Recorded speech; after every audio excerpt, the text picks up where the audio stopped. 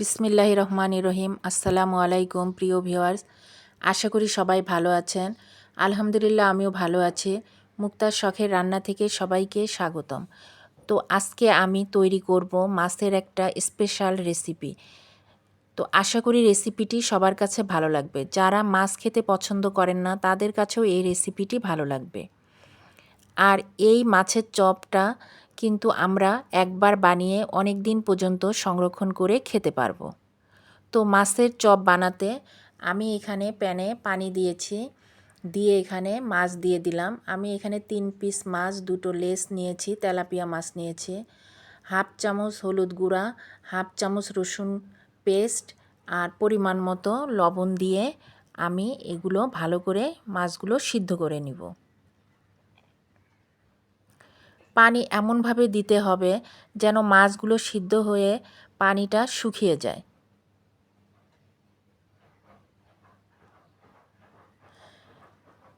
এটা যে কোনো মাছ দিয়েই করতে পারবেন। আমি এখানে তেলাপিয়া মাছ নিয়েছি, এটা রুই মাছ দিয়ে, পাঙ্গাস মাছ দিয়েও হবে, যে কোনো বড় মাছ দিয়েই হবে, ঘরে থাকা যে কোনো মাছ দিয়েই হবে। তো মাছগুলো আমি এখন তুলে নিয়ে ঠান্ডা করে নিলাম। ঠান্ডা করে এখন এগুলোর কাটা বেছে নিব। তো মাছগুলোর কাটা বাছা হয়ে গেছে।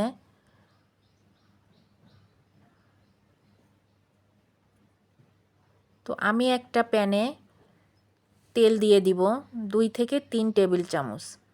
তেল খুব বেশি লাগবে না, খুব সামান্য তেল দিতে হবে। এখন মিহি করে কাটা আদা কুচি হাফ চামচ আর মিহি করে কাটা রসুন কুচি হাফ চামচ দিয়ে ভালোভাবে একটু ভেজে নিব। এটা কিছুক্ষণ ভেজে নিব। নিয়ে এখন পেঁয়াজ কুচি দিয়ে দিব। আমি এখানে 3-4টা মাঝারি সাইজের পেঁয়াজ কুচি করে নিয়েছি আর 5-7টা কাঁচামরিচ কুচি করে নিয়েছি। তো এগুলো দিয়ে খুব ভালো করে নেড়ে চেড়ে নিব।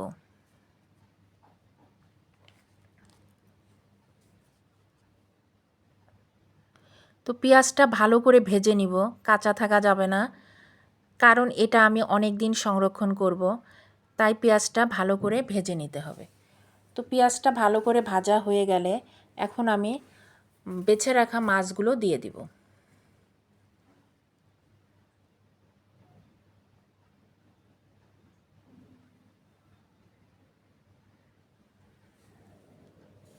দিয়ে এটা কিছুক্ষণ নেড়ে নিব।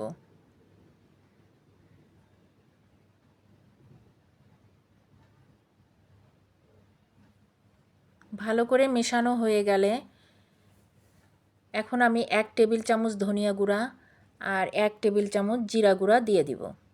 দিয়ে এটাও ভালো করে মিশিয়ে নিব।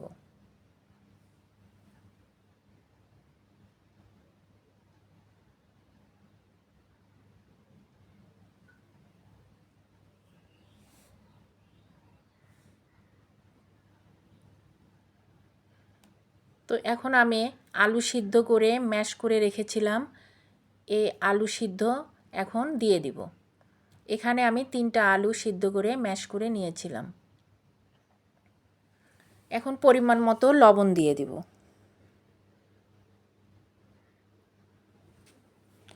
লবণটা দিয়ে ভালো করে মিশিয়ে নিব।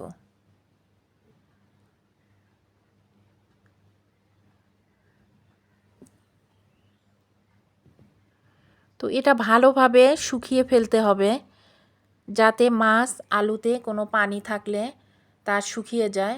ভালো করে ভাজা ভাজা করে নিতে হবে। চিলি ফ্লেক্স দিয়ে দিলাম 1 টেবিল চামচ।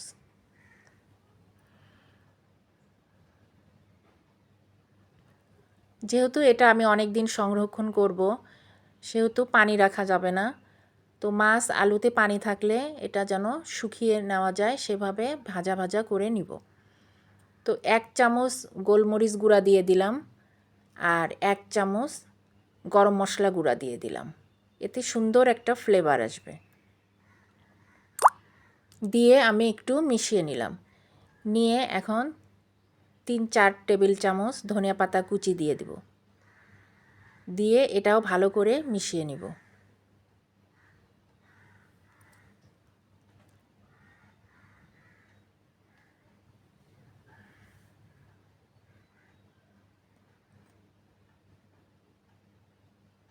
তো আমার মাছের চপের জন্য রেডি হয়ে গেছে।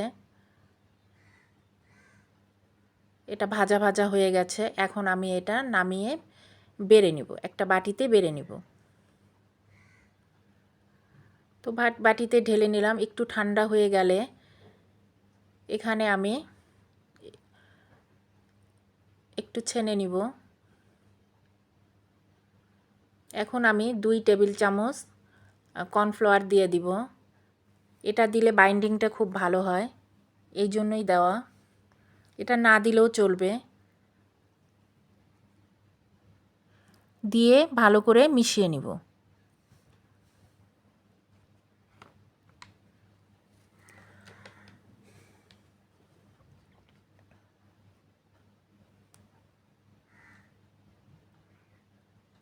তো এবার আমি তেল নিয়েছি বাটিতে।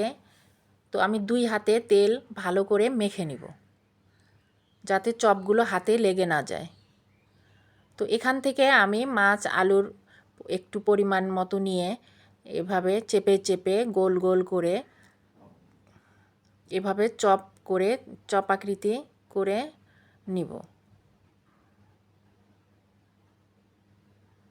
আপনারা যে কোনো শেপে এটা করতে পারেন, গোল করতে পারেন, লম্বা, এই যে এভাবেও করতে পারেন, যে কোনো শেপে করতে পারেন। তবে চপগুলো চেপে চেপে করতে হবে, যাতে চপগুলো মসৃণ হয়, তা না হলে তেলে দিলে ভেঙে যাওয়ার সম্ভাবনা থাকে।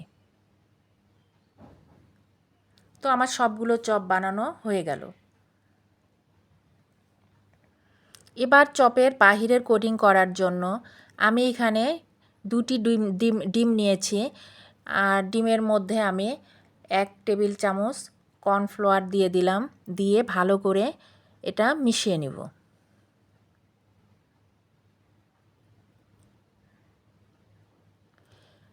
আপনারা চাইলে কর্নফ্লাওয়ার পানি দিয়েও এটা গুলিয়ে নিতে পারেন, তবে ব্যাটারটা ঘন করে গুলিয়ে নিতে হবে। এখানে আমি ব্রেড ক্রাম্বস নিয়েছি। তবে ব্রেড ক্রাম্বস না থাকলে টোস্ট বিস্কুটের গুঁড়া দিয়েও এটা করতে পারেন। এবার আমি মাছের চপটা প্রথমে ডিমে চুবিয়ে নিব। ডিমে চুবিয়ে এবার ব্রেড ক্রাম্বসে গড়িয়ে নিব, নিয়ে আবার ডিমে চুবিয়ে নিব। আমি এটা ডবল কোটিং করব, এতে ভেঙে যাওয়া বা ফেটে যাওয়ার ভয় থাকে না। আবার ব্রেড ক্রাম্বসে গড়িয়ে নিব।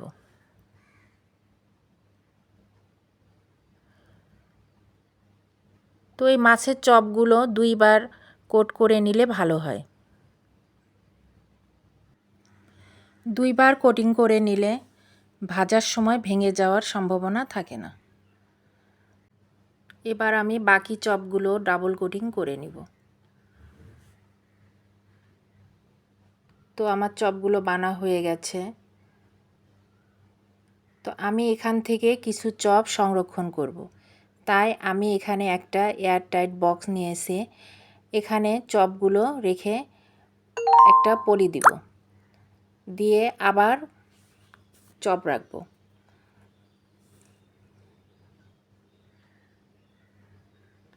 রেখে বক্সের মুখটা ভালো করে লাগিয়ে এটা ডিপ ফ্রিজে রেখে দিব।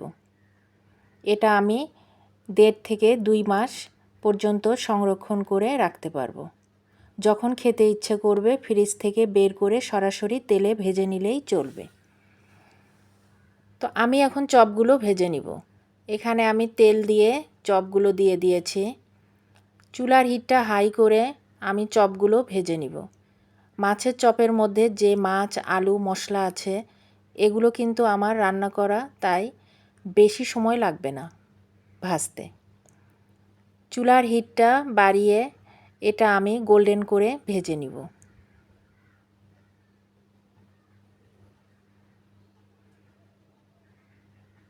চপের ভিতরে যা আছে সবই সিদ্ধ করা, তাই চুলার হিটটা বাড়িয়ে এগুলো আমি গোল্ডেন কালার করে ভেজে নিব। এটা বানানো অনেক সহজ, আবার খেতেও অনেক মজা। যারা মাছ খেতে একদম পছন্দ করেন না, বিশেষ করে বাচ্চারা, তাদের জন্য এই রেসিপিটি অনেক ভালো। তো আমি এখন সবগুলো চপ তুলে নিব।